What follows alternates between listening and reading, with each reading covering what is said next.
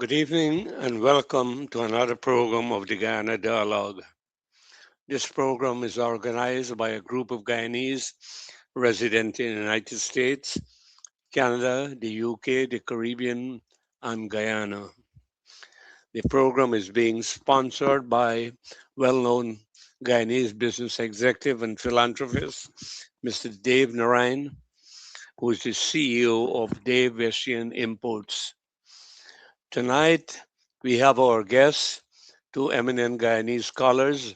One is a professor of civil and structural engineering, Professor Muniram Budu, and the other is a professor of social psychology, Professor Narayan Prasad. Hello. And our special guest tonight is the Minister for Housing, Honorable Colin Croal. Minister, welcome. And we're very happy to have you to get you out your hectic schedule. You have a hectic housing program. Everybody wants house lot and houses, etc., which is right. And the burden is on you really um, to fulfill those requirements. Now, before we start, you have an update on the relief efforts that Guyana is making towards Venezuela. Any update on that? Good evening. It's always a pleasure to be on your program. Good evening to your listeners. And once again, I'm happy to be given the opportunity to update where I am and what we're doing in the housing sector and any relevant topic that I most likely would be able to answer. I want to the only update I would have is what we've all seen in the news, and that is you would have seen a shipment left of OP88 containers that left the Georgetown Wharf, BK Wharf, onwards to as part of the Guyana and other private sector as well as CARICOM countries' contribution towards this relief effort. But a ship did leave. Yeah. Okay, thank you. And do you have any responsibility for the 300 homes that Guyana will be building for the Jamaicans who are affected by that hurricane? Well, I was as part of the International Building Expo opening ceremony when His Excellency, among many things, would have spoken in the presence of the Honorable Prime Minister of Jamaica, who was present, and that commitment was given. I don't have at this point the details of the modalities of how that will be implemented. Know that that is being worked out, but I can't add on what we'll be doing exactly. Okay, I know um, it was last weekend the Building Expo 2026 came to an end. And if you can give us an update on that, I know there's an important promotional effort as well as to highlight some of the achievements and some of the goals that you have for the future. Can you give us a rough idea how many how many businesses participated in that, and how many visitors might have walked through that in a couple of days? And then we'll go on to other things, but just Absolutely. Actually, we had a I consider, very successful International Building Expo 2026. This year, we would have had the expo under the theme focusing on Guyana at 60. In fact, the theme is building a strong foundation for a sustainable future. We had, in terms of major companies and businesses participating, we had over 350 plus. There are other categories in terms of small business, courts that have the food court. So if you add all of those, you talk about over 500 participants in terms of in the expo. But if you narrow it down to the expo, the housing related, construction sector related, you're talking about over 350 exhibitors. We had quite a few people, persons passing through over those 4 days. In fact, right? At least over 40,000 plus would have passed through the expo over the 4 days. And we would have had some measurement based on or the intake at the gate, but this amount does not, what I gave you does not necessarily include on the opening ceremony. The opening ceremony, the gate was wide open, inviting free of cost to enter. But we had a lot of persons who would have graced the venue. We had a different layout this time, and that is to be able to utilize or maximize the space that is available from the stage. And so it was much more, you had much more space to be able to walk. We had, in addition to the exhibitors, we had also the about 6 houses on the display, private, two that belong to Central Housing and Planning Authority, and another four from private developers.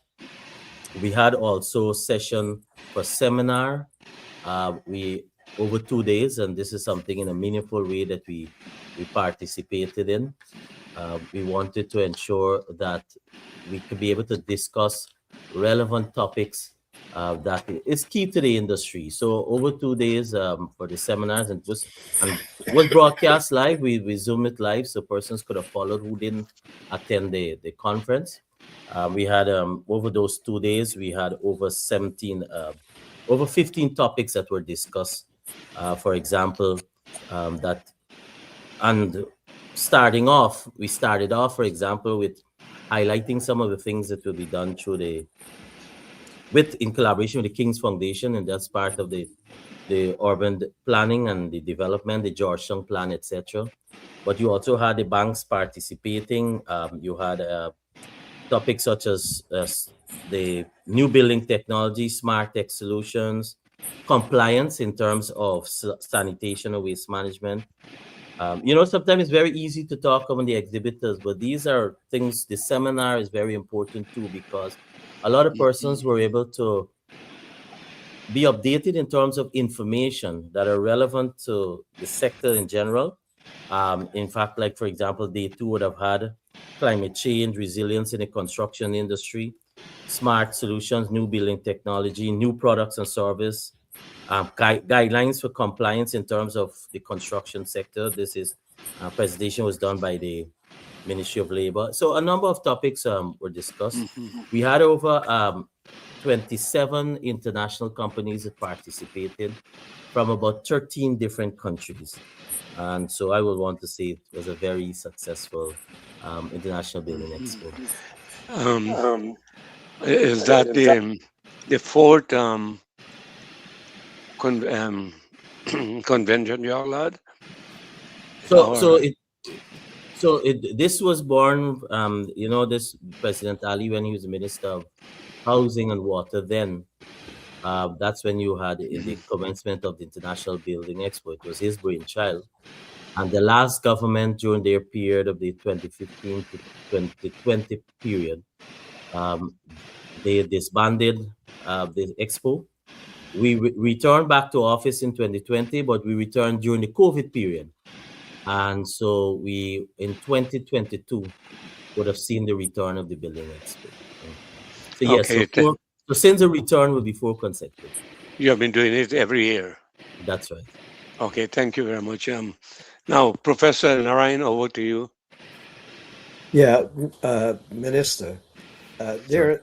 there are private developers in Guyana, and it can create discontent very, very quickly, especially in terms of the terms of engagement with the population it is serving or it claims to serve.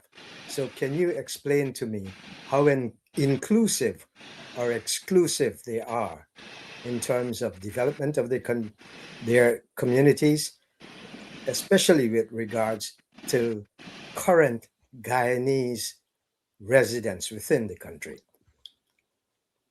So let's deal with you have some older private developers. That's not anything new. If you go on the east bank of Demerara, you would see some of the private development taking place. Persons living within those private developers. But the persons who occupy within those space will be signing their agreement with the relevant developer in terms of the terms and conditions. So even, for example, the popular ones, if you look at Windsor Estate, etc., they have strict uh, regulation. They have strict understanding in terms between the developer and the expectation of the developer versus with the client, etc.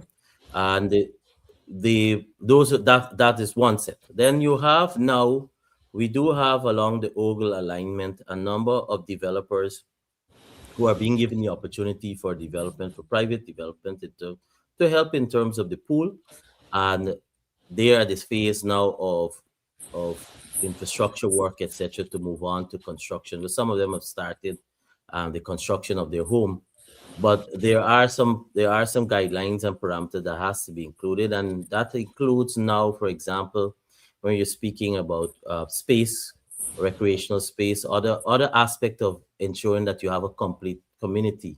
So it's to provide the amenities, which will mean the utilities within the area, the necessary road network, as well as a green space for as what when you would want to call a developer. But But in most of terms, but most of it is really what is agreed upon you as the allottee, what you sign towards the expectation by the developer. yeah, but in terms of inclusiveness or exclusiveness, Mhm. these can be communities that screen out Guyanese of moderate or income and affordability. That is So, an important factor if so, you are so, going to take into so consideration. you have to understand the government's model and the government of Guyana model, and it's nothing new. It's something that is we've been doing. So you have development from a government perspective. You have development in terms of hybrid, public-private partnership, and then you also have private developers. So there's no one category that is locked out, because if you have private developers who are developing, more than likely there will be more than on the higher end. Government's program takes care for every category, whether low, moderate, middle, high. It takes care of every category. So no one is locked out from being a beneficiary of the housing program.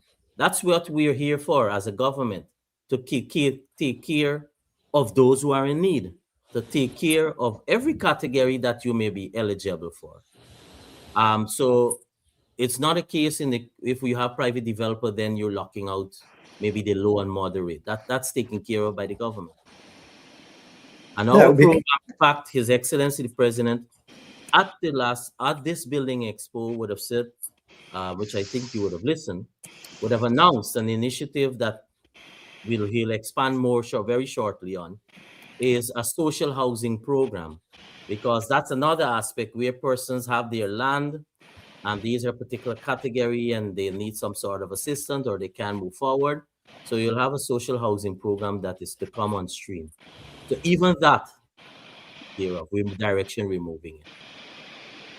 no, I understand that private developers would want to recoup their investments and It is profit not from. being done, but what I want to be very clear on, private development is not being done at the displacement of government's housing program, response to the government's housing program.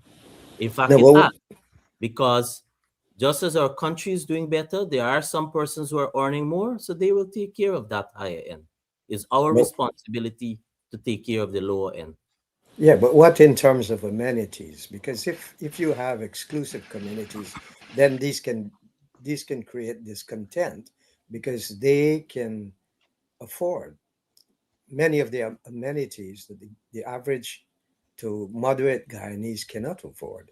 So the point I'm trying to make here is that you can say that the government is doing this, but what are the guarantees or that accounts for that? That you have to have some guarantees to the population so that the discontent is not carried over to the population that have lived in Guyana all their lives and are trying to make affordability, one, especially housing affordability, one of their requirements for survival within the country.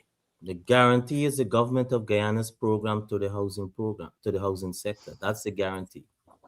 And in terms of what the developers are doing, we do not give exclusive title, for example, to unless there are certain conditionalities that are met. But again, those developers will be they're adding to there's a segment of our population that has affordability, and they're adding to that segment. We are responsible to ensure as a government that we those who are at the sphere of the category will be taken care of. The reason I asked that, I grew up in a colonial plantation Yeah. where I was not permitted into certain areas, and they had their own soccer field, their own football fields, and the rest of the population were excluded from those amenities. So even that, if you use that as an example, every community that is being developed, there's no need to be worrying that you have to move out of your community. Every community that's being developed takes care of certain aspects of the expansion. So it's taking care of access to educational service, access to healthcare services, access to recreational facility. As part of our design for all the new housing areas, has recreational facility as a compulsory. So even that there's no necessity for you to be worrying if that you have to go to another village. Right in your own village, you'll be served with the necessary access, basic right for access. Thanks. All right, let's go over to Professor Budu. Professor, Yes, Professor Cole, Dr. Cole, good to see you again. When you plan these expos, one expects specific socio-economic outcomes and some measure to determine success. What are these outcomes for the 2026 Expo, and how do results, for example, compare with previous years? Are these outcomes, say, transformational success for Guyana? So we internally we conduct our own survey. We do have a survey that is done throughout the period of the expo. But in terms of tangible way, that if you when you speak to all the exhibitors, you speak to persons who have been part of the expo, they will all tell you, and we do this, they all will tell you their experience, and they'll tell you each time you come to an international expo, there's a new experience. There's a new experience in the sense that there's newer technology, there's innovation. It is not necessarily that you have the repeat continuously. In fact, this expo had a number of new players in the sector, a number of new persons who have come on stream. Because what happens is that people who are established, sometimes they don't participate in expos. They already have exposure. They already have their market, their clientele, they already have a market. So for them, they don't invest necessarily in expos because they feel that they're satisfied. We are welcome newcomers, and a lot of them will tell you when we do when we cross reference or when we engage, they do report to say that yes, it has been successful. Yes, they've met a number of new persons, potential clients. Yes, they've engaged and potential persons who that they can conduct business with, and that's potential. The banks themselves can tell you of the success story from the expos. They were doing on the spot pre-qualification, they were doing on the spot approval for housing, and the banks, and they had success in doing this. And that alone will tell you the impact from the expo, because they could have moved on to immediately have persons signed on and effect mortgage financing. And when you have mortgage financing, that means you're making success. That means somebody's successfully making that next step, that next journey. Yeah, but I think there are more to that because apart from show and tell in these expos, you have to be able to have what is being shown there or being told, as you said, at seminar, be transferred directly to Guyana. And there's also some additional benefits that come from these expos. You have visitors come into hotels and that kind of thing. So data on this is absolutely necessary, so people can guide people as to real tangible outcome from the expo. Correct. And even for moving forward, so as part of some of our observation, we will we will very early start the process of at an international level of interacting at the international level to bring more international exhibitors or persons who will want to participate. There are persons who traveled in just to for the expo to be able to see what new business they can be able to match or what new opportunities that lie. But there is a plan to continue to grow this and grow this at a much macro level.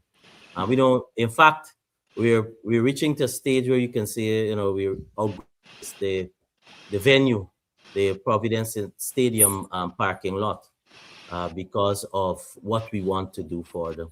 There's also an equipment zone very early. Normally, the equipment zone is among the last area to be booked. This year, the equipment zone, that's where the heavy duty equipment, etc., is being offered. Persons who have rental service or for sale, for the construction or housing. And this year, one would have found that very early we had a booking out of that area, and which will tell you the expectation. But we will start the planning early, and we, as I said, we want to grow this even much to a much larger scale. Now, given that, do you think that Guyana is positioned itself to be, say, a regional hub for construction and housing development in the Caribbean? Yes, and just let's go listen to any one of the leaders from the CARICOM or for the Caribbean. They will tell you there is no country in the Caribbean that, first of all, is doing what we're doing in terms of our housing program. There's none that has been building Expo like what we have here in Guyana, none. And that is why Prime Minister Holness was taken aback at what we're doing and as what is happening. And there's some of that he said he wanted to take back for them to replicate. There are other countries have since said that they want to copy the same, but there's no other Caribbean country that has this building Expo. So that will tell you that we are ahead in terms of our Caribbean peers or CARICOM peers as to what we're doing. Mm-hmm. Now, when you plan these housing developments, you also plan these supporting infrastructure, for example, schools, healthcare, recreation facilities. You mentioned recreation facilities, neighborhood grocery stores, for example. The context for this question is that I support housing developments that are all inclusive, much like a micro city, so that people could work and live right in the community. Is that the vision your ministry has? So let's separate. Yes, but let's separate it. So, for example, you have zoning. So when you're talking about the industrial hub, that has to go in a hub because you can't put that in it. So you'll have, for example, on the East Coast, we have Enmore. If you go over to Region 3, Wales is part of that massive industrial hub. But we also have commercial areas, identified commercial areas, so that you can have consolidation. And then in the very schemes that we're developing, you have cater for what you talk about, the light commercial, the kiosk, or that futuristically some supermarket or shop or something that's relevant to the area. And also as part of our design, we do keep reserves for future planning for schools, as I said, for health facility, or public open space or any other government required facility that may be needed. So what happens? Based on what we're doing, the Ministry of Education, we provide our information of what we're doing. Ministry of Health, we provide information what we're doing. Their future planning and the new areas that we're developing, their future planning also takes that into consideration. If we use East Bank of Demerara, for example, the East Bank of Demerara, because that would be the recent years of the development. As a result, 2 new secondary schools were constructed between let's say if you use between Eccles to Grove, where we have a remit. 2 new secondary schools That's why, because of the population growth and the development of the area, you have the Diamond New Hospital expanded to cater for the East Bank. So that development future planning by relevant sectors is catered for in our design. So sometimes when people see an open area, they often think it's only for recreation facility. And then you'll hear there's a land there and a ground is not being developed, but really it's sometimes it's for public open space for future housing expansion. Now, in terms of access for employment, what we're doing in terms of road network is very important, because while we speak in a macro level of the highways, the construction of the highways, so that will mean opening up of new areas, you also have the focus on the interconnecting roads. East Bank, you have, for example, you have the interconnecting road from Eccles all the way up to 6th and 7th Street there, Diamond. We have currently in the Region 3, right now in the newspapers, we are advertising for the construction of a interconnecting road on the West Coast that will take you from somewhere between by Tushin coming all the way back to Schooner. So you have interconnected roads are very important in the villages, and that eases the transportation and get for ingress and egress very quickly. I want to give you a quick example. Today there was an individual here at my office who he lives on the East Bank, but his business is on the East Coast. And he said to me, the opening up of the Ogle Road, for example, of the Ogle Highway that takes you to the bridge and connects you to Region 3, that he has not really even been able to quantify how much beneficial has been of that highway. Because you know why? For him to get to work, he previously would have gone through Sheriff Street, Mandela, etc., going all the way around the East Coast. Within 15 minutes, he is at work. Secondly, his trucks, downtime, the trucks would have been, if he wanted to go to Region 3 from the East Coast, think about the downtime and then the bridge previously, and now with the high-span bridge, even the access. And that is what the impact for when we do all these highways and the construction of bridges that linking regions, etc. This is what it does. We don't often quantify what the impact is like. So yes, the short answer to your question, we are catering for the expansion because the responsibility for us to find lands in these areas are ours. Ministry of Human Service, every now and then, we have to find a lot of their facilities that they're working on. We have to find land for them. We make available. So there are different the Ministry of Home Affairs. We have to find, not everywhere you construct a police station. So the largest scheme, what we do, we put outposts. And so that helps for policing in the newer areas. So we're working collaboratively with all of the ministries, even the service providers. For example, the utility services, whether it's the telephone company, whether it's ENET, they engage us to know our future planning because they want to expand accordingly. So yes, it's catered for. Yeah. All right. Okay. Hold on, Professor Budu. We have to take a break. I'll come back to you. Okay. Asif, we need to take a break now.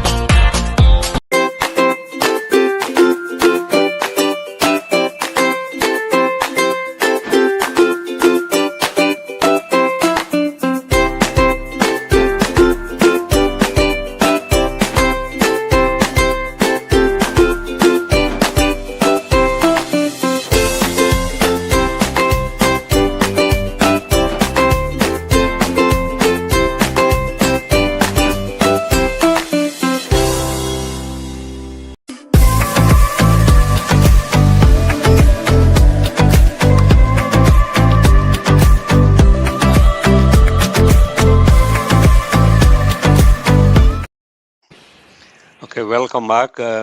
Yeah, Professor Buru, make your point. Yeah. Minister, one of the things I've been harping on in this program for this several years now is messaging. I've said to you and before and to other ministers that messaging is very poor and you basically are underselling all the progress that the government is making.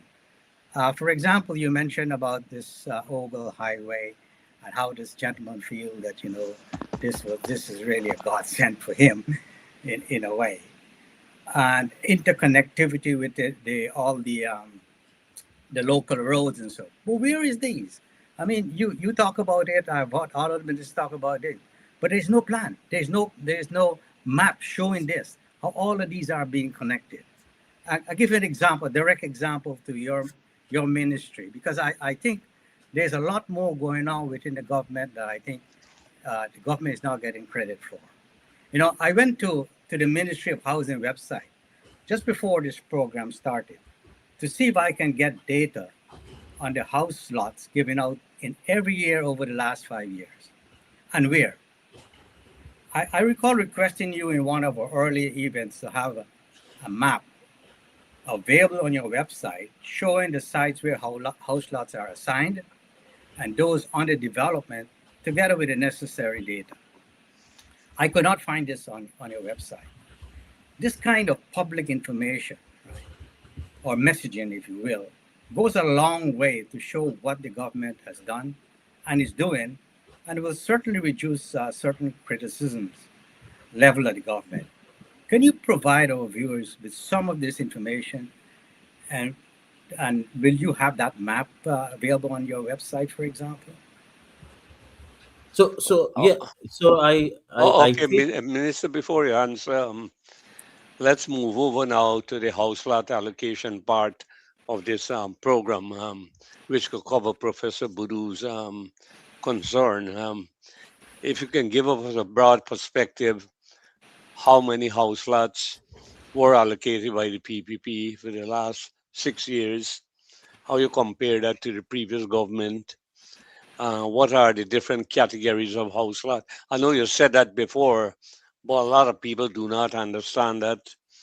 Um, so if you can highlight some of those. Absolutely, but I just want to respond to a point. Yeah. Yeah, sure. So I take it that you recognize, everyone recognize, every ministry, not just housing alone, the entire government, the president led by His Excellency President Ali.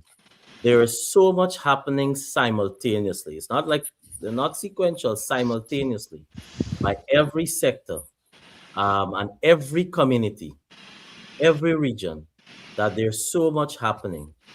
And so I take your point in sometimes the messaging, we may be lagging behind in terms of our messaging or getting some of these points out. But it's also to focus a little, not necessarily us being the messenger, but let the beneficiaries also speak, because they're the ones who have been impacted directly. But we have to coordinate. So I take your point there. In terms of what we're doing at housing, I want to focus on what is the plan, so that we can understand the messaging. Our plan in this period, and I'll answer you on the total allocation. Our plan in this period is what we said in our manifesto. We said we want to clear, we want to eliminate. We use the word eliminate our backlog, the pending applicants in the system. We said we want to build 40,000 houses. That's at a minimum. How are we going about doing this? We have already quantified what is happening in every region. We've already quantified what are the pending applicants, what we can do, and what we can achieve. What we've gone further to say is that we'll be able to clear all of the pending applicants in all of the regions except Region 4. And why is that so? Because of the 80,000 plus applicants in the system, you'll recognize that Region 4 has the largest volume. Of the access to land, Region 4 has the least access to land because over all the years, it was Region 4 majority that were being addressed. And if you have land, then you have limited availability of it. So we are working to, but we are working to get new lands as a continual process. So for example, if we go into our system and we show what is happening, you'll see that we have allocated, if you take into consideration the last period and now, although we haven't made noise, we have already processed over 56,000 lots within the last period to now, meaning from 2020 to now. And that will tell you a lot has been going on. You're talking about in this current period, we are working to clear our backlog. We have a regional program that we're implementing. And I mean, if you have time, I can go into details on every region, the backlog, what it is, and give you by region breakdown. I think it will be useful for our listeners.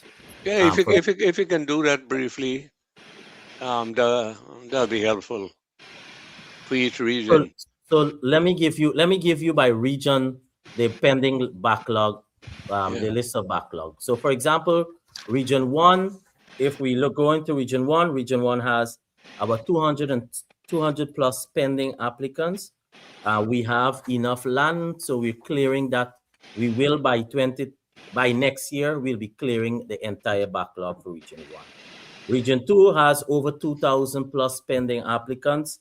We are going to be clearing about 1,000 of those within this year, and before the end of next year, before 2027 is complete, we will clear the entire backlog for Region 2. Region 3 has over 10,000 plus pending applicants, and we've committed by the end of 2027, we will clear the entire backlog for Region 3. Region 4 has the largest volume, so that is close to 50,000 pending applicants. We are working on houses and we are working on new lands, and we will push the barrier to see how far we can go. I'll talk a bit on the housing program so you'll understand. And so Region 4, for example, we do have a massive program on the highway that we're working on, in addition to the current East Coast and East Bank program. So we have the Silica City, we have the homestead houses at Yarra Cabra, we have Haruruni, we have at St. Cuthbert, we have a Long Creek. So we have a massive housing program for the highway itself. Not only because highway population is growing, a lot of persons who are coming from other regions are coming to and living on the highway. We have to arrest what is happening in terms of the ad hoc living. And we also have to have the shift because, as I said, on the coastline here in close to Georgetown, there's only limited availability of land. Then Region 5, we have 4,000 plus pending applicants. We will be clearing all of those before the year of 2027. Region 6, we have over 7,000 pending applicants. We will be clearing all of that before 2027, by the end of 2027. Region 7 is minimal, 400 plus. So that's a work in progress to be cleared. Region 8, because that's Madia concentrated, so about 100 plus. So that the area is being developed as I speak. That will be dealt with this year. Region 9, we have over 800 plus pending applicants. So we're working on that right now to clear that backlog. And before the end of 2027, we will clear that backlog. Region 10, we have over 3,000 plus pending applicants. And Region 10, half of that will be cleared within this year. Before the end of 2027, we will be able to clear that entire pending list of applicants. So we have a program that we intend to accomplish. I must acknowledge Guyana Lands and Survey Commission, NISIL, as well as if it's in Region 5 case with MMA. In some cases, we have to acquire new land. So for example, Region 3, we have just purchased a portion of land at Wakenham to develop a new housing scheme on that island. We are currently engaging in Mahaicony for at Region 5 because Region 5, we have been satisfied with that end of Region 5, but we want to have, we have pending applicants within the Mahaicony area. But the lands MMA does not have land available, so we're privately acquiring. So you can be rest assured that we want to accomplish this very early. This is nothing about the elections. You have a whole 5 year for election, but if you notice, I've said the timeline I've given for those allocations or to clear those backlog will be within the next 2 years. In terms of housing, our housing program, however, that will be throughout this period because the magnitude of the work to be done for the 40,000 accomplishment. There are different aspects. The social housing is one. We have other private developers who are building, but house government's program itself, we have engaged a number of contractors who will be building in terms of different categories, whether young professional, whether 3 bedroom, whether 2 bedroom, low income, etc. So we have a number of areas we have identified for the construction of these houses. So that's a 5 year program. The allocation that we want to clear the backlog, we're aiming for within 2 years, but the housing program itself, the implementation, because that's a lot of work, right? And so that we'll accomplish over this 5 year period. You asked Okay, to give me, you asked me to give it a summary, so I thought I'd right. give you. Thank you, Professor Narayan. In Minister, in the planning of any community, yes, the distribution of house lots is great. I have a couple of questions with regards to that. One is the involvement of the people. What level of involvement of the people you had in the planning of those house lots? Now, I do not expect that the people will dictate for the government, but the government must hold the responsibility. And it is commendable. And it is easy to criticize the government for certain things that they are doing wrong, but what they are doing right needs to be commended. So my question is the degree of involvement of the people in the allocation and the distribution, the planning of these house lots. The second thing is, you know very well, being a Guyanese like I am, even though I'm external, that faith institutions are crucial to any community. And the planning of communities, faith, you go back to the colonial history of Guyana, and what you will find is that they had their lots for it. In where I grew up, they had a house for a masjid, and they had a temple, but there was not anything for the Christian community. I'm a Hindu, so let me state that without equivocation. But yet, I was exposed to all of the faiths, to the Muslim faith, the Hindu faith, and the Christian faith. The Christian faith was bottom house, like we call it.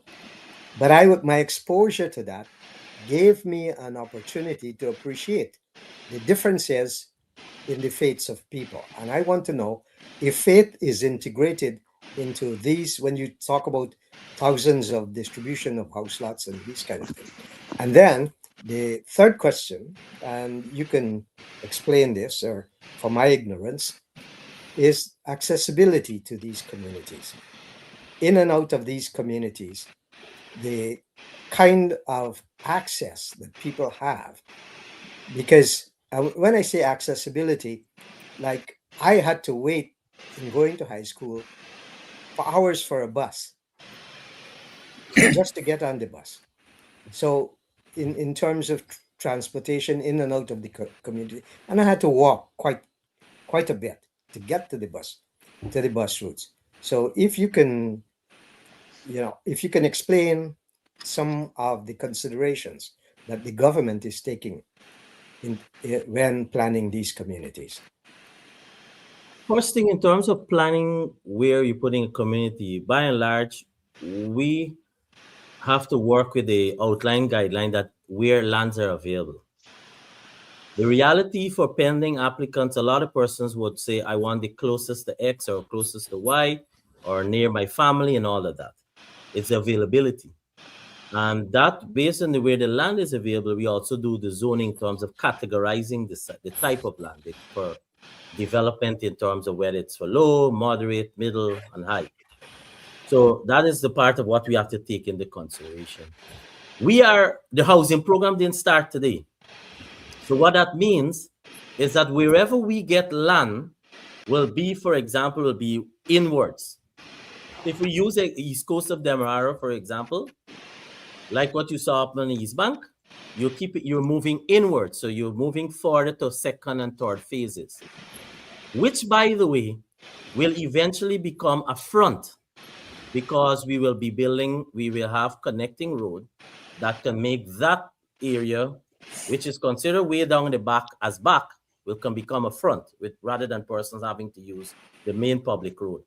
So that in the initial planning may look like, that we don't cater for that, but we do cater for interconnecting road. For example, East Coast right now, we have alignment that caters for the continuation from the Aubrey Barker Road that goes all the way to Enmore. We have an alignment that caters for the continuation of the Eccles Industrial Road that goes all the way up to Enmore and further afield. So that alignment is there. It's catered for in our design.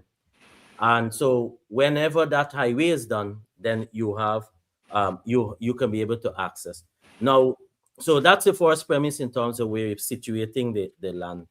The persons who have, the applicants have a criteria. When they came for the interview, based on the income they provided, that's how they were categorized. We have said if your income has changed substantially, then they are given the opportunity to do an update and to change their category. So that's a forced involvement, because that's the criteria used to determine whether you are of a high level or may be considered very, low, depending on what is your level of income. When we're allocating, we call those persons, we use a lottery system, because that's the fairest system that you have. We don't assign numbers. So they're pulling a number based within the block of the category in which you fall. And that's how those beneficiaries are assigned. So you don't even know who's your neighbor up front, and you would not necessarily. You have people come in and ask, I want corner lot, I want to be near some friend, some family, whatever. So that's how we operate. Now, so places of work, places of worship. We have designed for places of worship, and for all denomination, not from what we suffer from necessarily from the colonial past. We have for all denomination is catered for. However, the challenge is you have everybody who has who is involved in some form of worship asking for land. A lot. You'll be surprised the amount of persons who are asking for land to build their place of worship, and all denomination, mind you, not I'm talking about across the board. So what we've been doing in the newer areas, for example, we do cater for future place of worship, but we don't necessarily have it in every small community. We do that in a more developmental way to consolidate. But yes, persons for place of worship is catered for. You mentioned land availability, and please bear with me if I'm confused here. I'm good. When I was growing up, when this current PPP government wanted to take land up for sugarcane, they found the land, because where I grew up, the village that I was forced to move out of became cane fields. I was living on Ogle Road. You know what the old Ogle Road was there. Across from me was sugarcane fields by this current government, the PPP government, and past governments. When they want to find land to expand sugarcane, they found the land. But from what I'm understanding from you, you're talking about availability of land, and so I'm confused. Help me here. Because we have the Guyana then and the Guyana now is two different Guyana. We have competing interests, and while housing is a drive and one of the main pillar, housing is not the only requester for land. We also have Guyana is also aggressive in the agriculture and food security led by our president.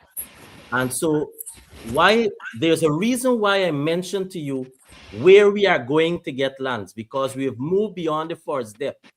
You're going inward. So that is why when you go some of these, we have problems right now in some of the newer schemes where you have animals roaming, because we have built these were traditionally where the animals were, and we are taking up new lands. We keep going inwards because we are complete with the first depth and second depth. Now we third and fourth. So we are going inwards, and in going inwards, we are also going inwards to where persons are doing cattle farming, cash crop, etc. They have to keep moving as we go inwards to get land for housing.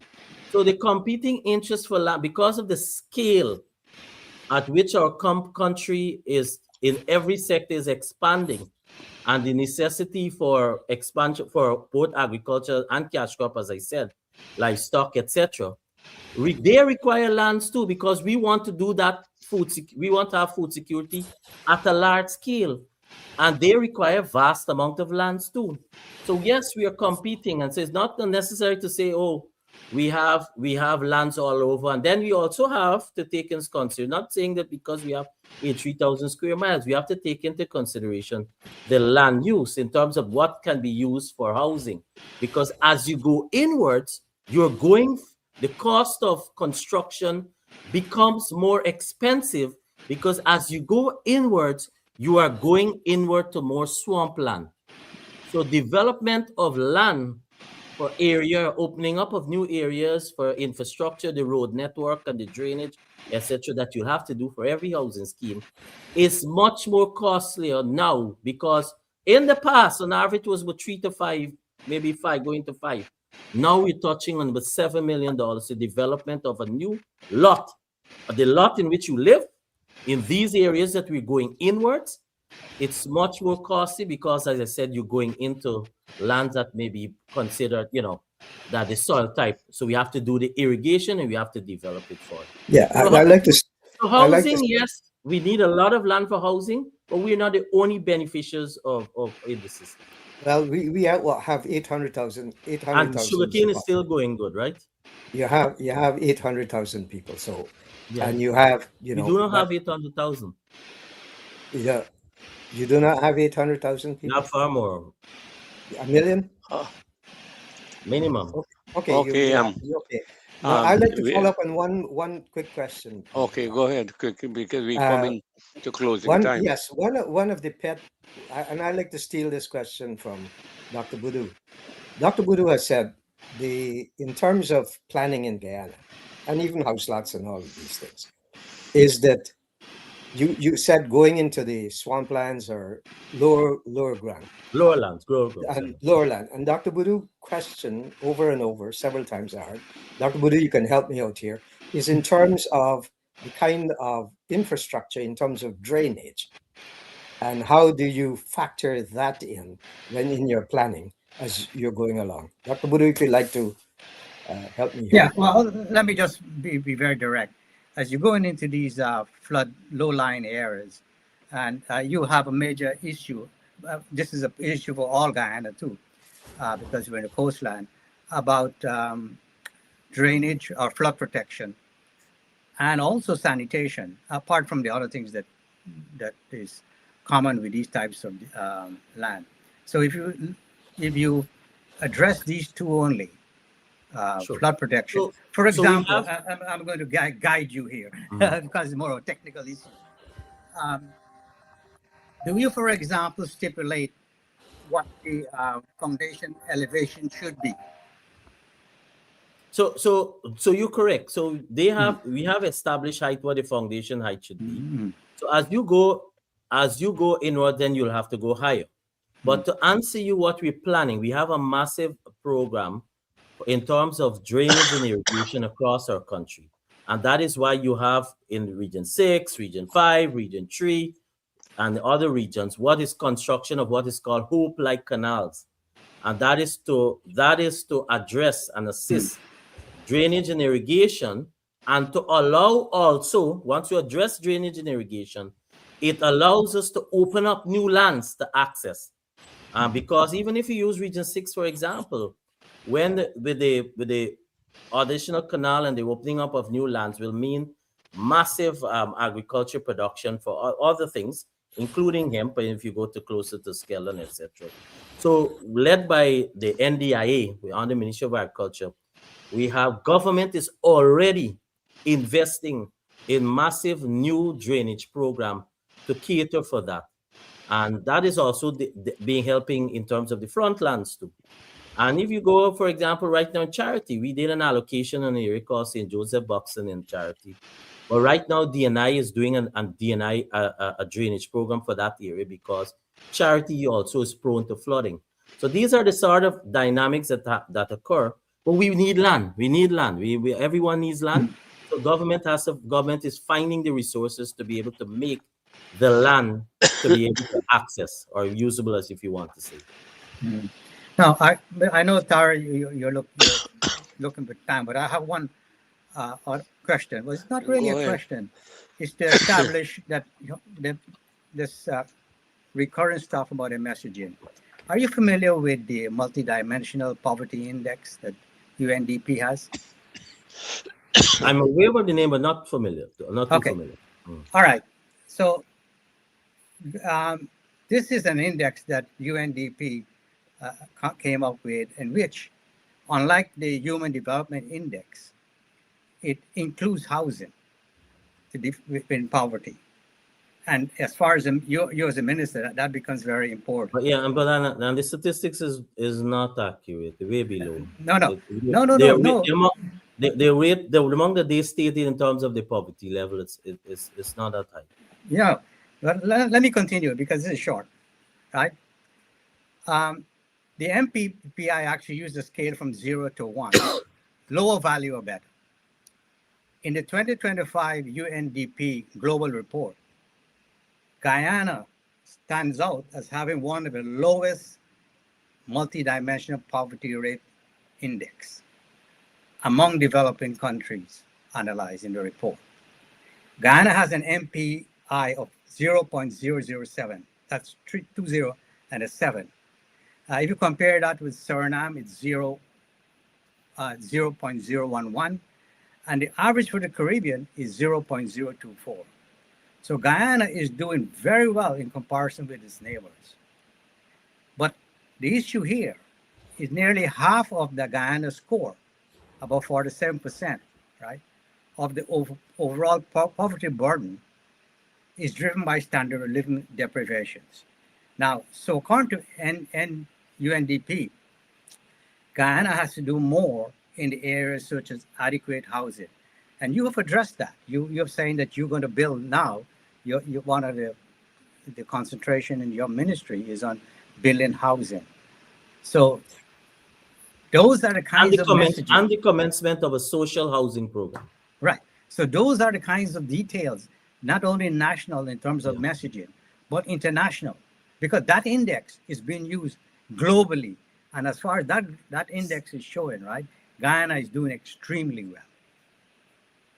So even our allocations that were done, our highest percentage of allocations that were done for the the low and moderate income bracket.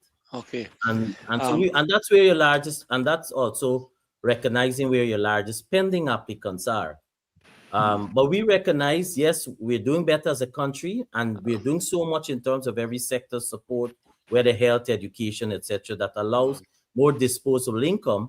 But we recognize too, when we go to these outreaches or when you get feedback, there are persons in the communities that says, "Hi, I really need help. I don't have anyone to support me. I just need some assistance." And we recognize that, and that is why we'll be responding on the social housing program. All right, Minister, thank I you. would not sit here and say it's all perfect. Yeah.